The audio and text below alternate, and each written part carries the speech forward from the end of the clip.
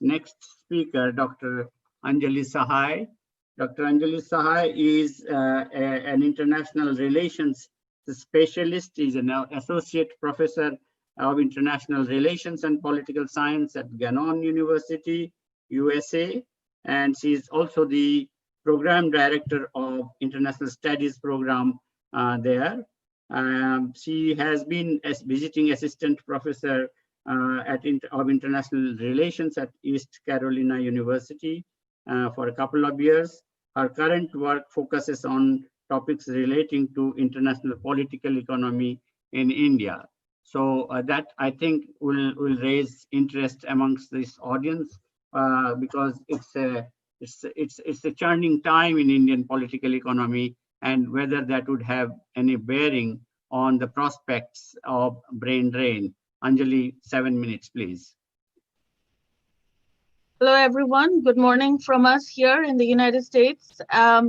Just want to add a very brief thank you for including me in this panel. It's a truly global panel.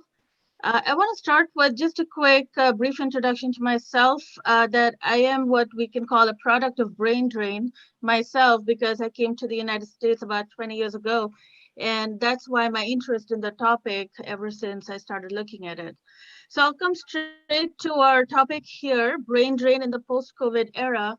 I did want to focus this from the United States perspective a little bit, because obviously I am here, and the brain drain is so, I'm not going to say centric to the United States, but it's a very important part of our discussion when we look at advanced industrial countries. So COVID-19 has created this unprecedented global health crisis. We all know about it. More than 50,000 travel restrictions in more than 200 countries. This is clearly a crisis that has lent itself to the unprecedented migration crisis that has emerged on the side of this pandemic. And therefore, the global system of mobility and travel has been returned to its factory settings, as we see. And today, because this is a United States perspective, I think it's important to offer the context, even before the pandemic, very briefly, that I want to talk about brain drain since President Trump took office in 2016. Just a little bit of context, what's happening in the last 4 years. And secondly, the brain drain that we can expect after the COVID-19 years. I'm going to draw my conclusions or kind of list it out first, because I'm sure I'll run out of time at the end. So here are my broad conclusions. I actually concur with everything that has been said so far. That I think it's, first of all, too early to draw any broad conclusions with respect to the migration trends, because it will be different for different sectors, different countries, and also both skilled and unskilled. It's going to be a lot of things are emerging, so it may be too early. That's one thing.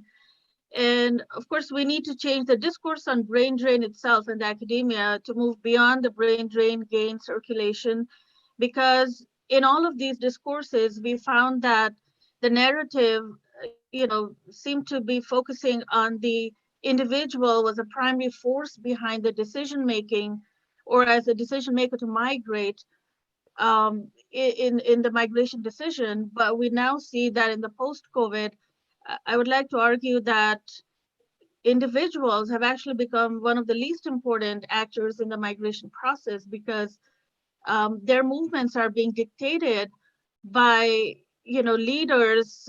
They're being dictated by firms. They're being dictated by a virus.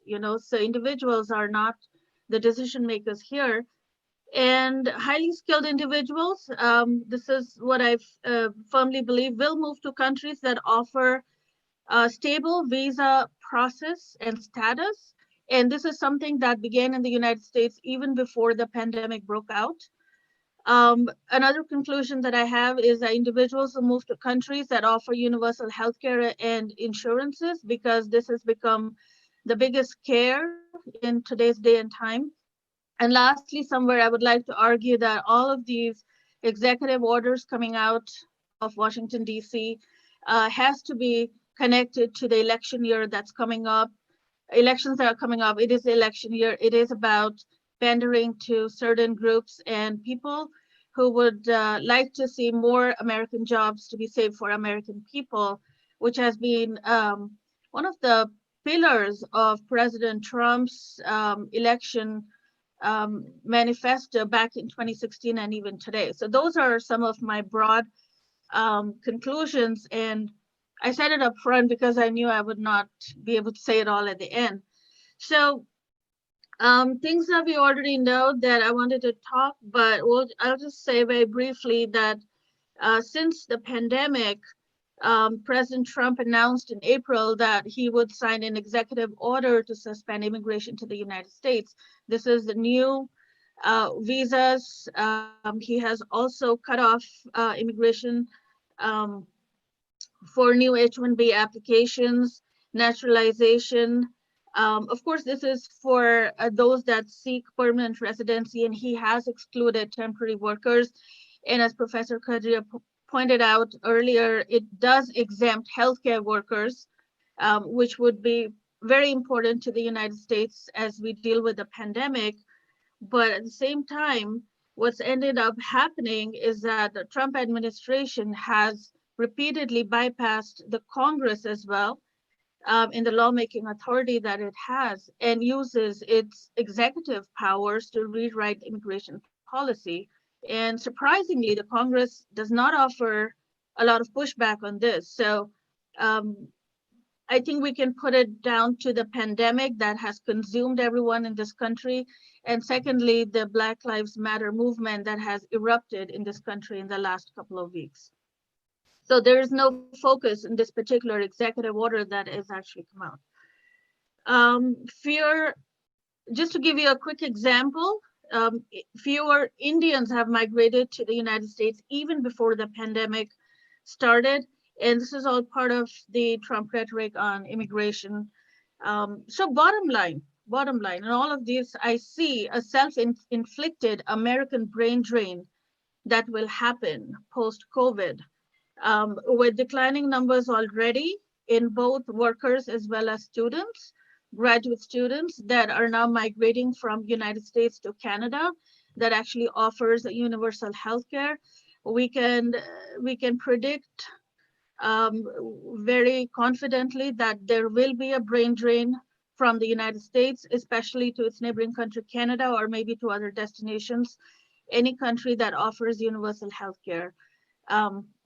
I do want to talk about the self-inflicted part because I think it is self-inflicted brain drain that's going to happen in the United States.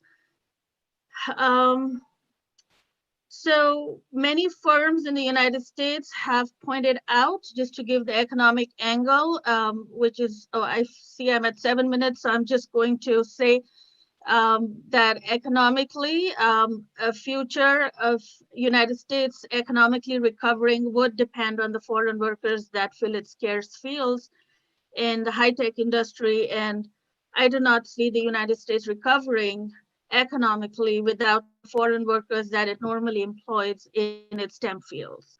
I think I'll stop here because I believe I'm out of time, but happy to talk more about any of this in later questions. So I just want to add with a quote from Dr. Kadria in his latest article. What COVID has further added is new restrictions on travel, entry, and stay imposed by countries. And the fear, cost, and uncertainty among migrants and their families is going to trigger more, greater selectivity and specialization of the migration decisions. Thank you. Thank you, Anjali. You are on the dot in terms of time. Just taking 7 minutes, and we'll come back to you, Professor